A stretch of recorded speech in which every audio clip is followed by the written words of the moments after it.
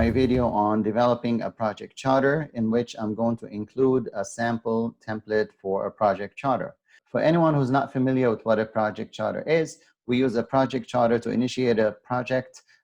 This is typically the first document that you would create once a project is assigned to you. Sometimes the project charter is created before and then handed over to you. Sometimes it's created by yourself.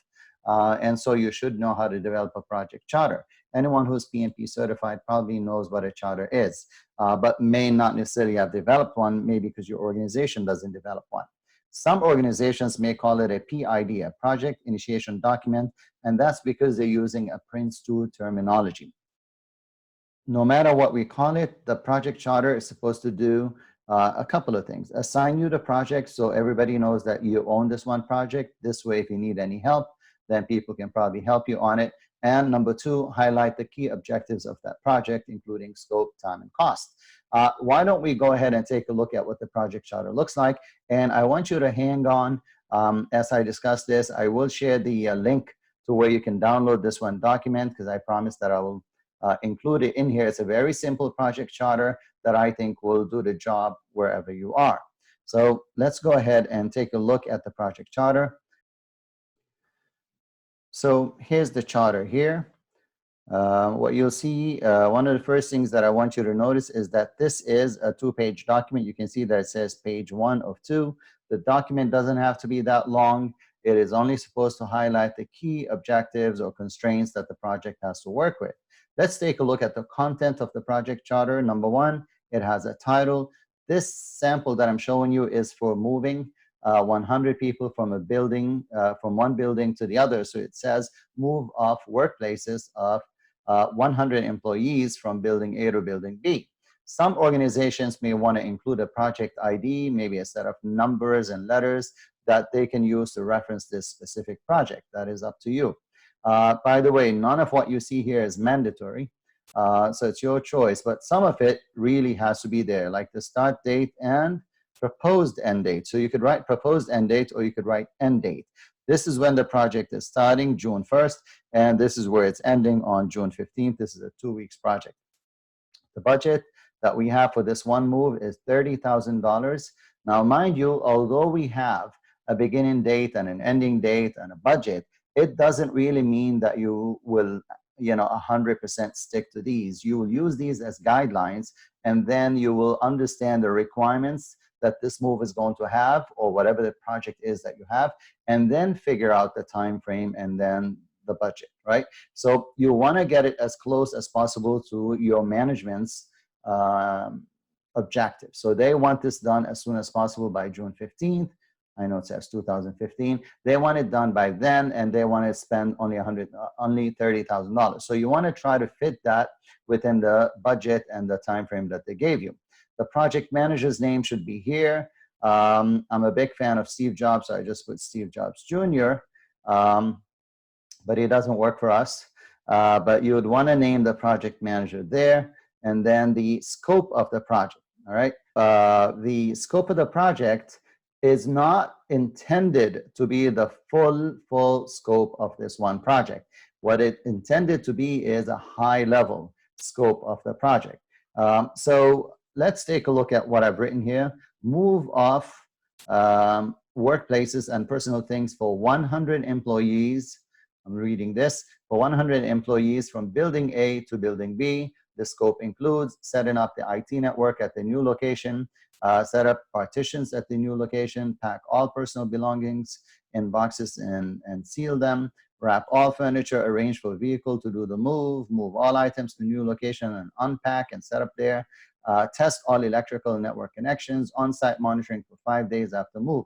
Now, the items that you see here, it's up to you how much details you want to put. You could just stick with whatever the project scope is that is written up on the top. But, I would rather have a little more information given to, I would rather have a little more information documented, because honestly, this charter is to authorize me, the project manager, to work on the project, or if you're the PM, I'm the sponsor, and me and you are agreeing on this. So you want to see the charter as an organizational memorandum of understanding, MOU. It is never going to be a contract, not in this form and shape. This is an internal document between you and your management on what this project requires. So the scope of work here is just to show your understanding of what your management wants out of you. In addition to detailing as much as you can on the scope, but not really going into a full plan. In addition to that, what you want to do is you want to highlight some key milestones that you and your management can expect. So for example, I've listed here, I've listed here some key dates, right? That I feel certain things will be done, but I'm also showing that on June 15th, the move will be complete, right? I want to demonstrate to the management that it will be done by then, but in the interim, I want to, tell them what I'm thinking, that all packing should be complete by a specific date. This will be the move date. Unpacking and setup should be complete by this date. This is by no means a final schedule. What it's intended to do is just give a high-level indication of what you think might happen. All network and electrical connections should be tested, and on-site technical support will start on June 10th, and then on-site technical support period will end, and the move ends on June 15th here. So the milestones, the high-level milestones, will tell management that this is how you're thinking and may raise the level of confidence that they have in your project. Next thing that you want to include are the key stakeholders and roles that would be required for this one project. These are not going to be people working on the project, but instead people that will support the project. So for example, the CEO is the sponsor of the project. So obviously if you need to change the timeline or the budget and so on, or the scope, trim it, expand it, you want to talk to the CEO because the CEO is the sponsor. It's not always the CEO, but in this case, we're saying the CEO is the sponsor. You want to know who your sponsor is because that's the person who's asking for this one project to be done. I've listed here as example facilities. They're going to help with the move. IT, obviously, unpacking and setting up all things related to the computers and so on. HR will notify and update staff. Security will make sure that we have proper procedures, that we're following those. This could be relating to moving things in and out, using elevators and so on. And then the PM, that's me, will manage all aspects of the project. All right. Next things you want to show on your project charter are the risks, assumptions, and your constraints. So the risks here and assumptions can almost be the same thing in a way, like opposite things. Typically, any assumption that you make, a condition that you expect to be there during the time of the project, if it does not happen the way you thought, then you're probably going to have some risk. So for example, I'm assuming that resources for the move will be available, right? Well, what if the resources are not available on the date of the move? So, you may feel like you're overdoing it between risks and assumptions, but sometimes it is necessary to let management know that these risks do exist, that equipment could be damaged, resources may not be available, utility connection at the new building may not really be ready, and network and computer issues could happen after we completed the move. Those are things you can expect to go wrong, by the nature of the project. We don't have to spend time analyzing risks in a massive way for Project Charter. It's just what you think might go wrong high level with this type of project, right? Assumptions you're making, there will be resources available, utility connections will be working well, and employees will participate in packing their own personal stuff. So the only unique things that I really put in assumptions here is the third one, that I'm assuming that they're going to pack their own stuff. Now, if they don't, that's going to affect the timeline of my project because now we have to spend more time packing their stuff and figuring things out. The other two, these are actually risks, and if you want, you can leave them out. All right? All assumptions you make, if they don't materialize, they are a risk in a way. Constraints, in our case here, we have a limitation, no outsourcing is allowed, and limit of June 15th. That means it's an absolute limit. You cannot really shift it beyond that date. So there you have it. This is what goes into a project charter. Let's just take a look. Just do a quick recap.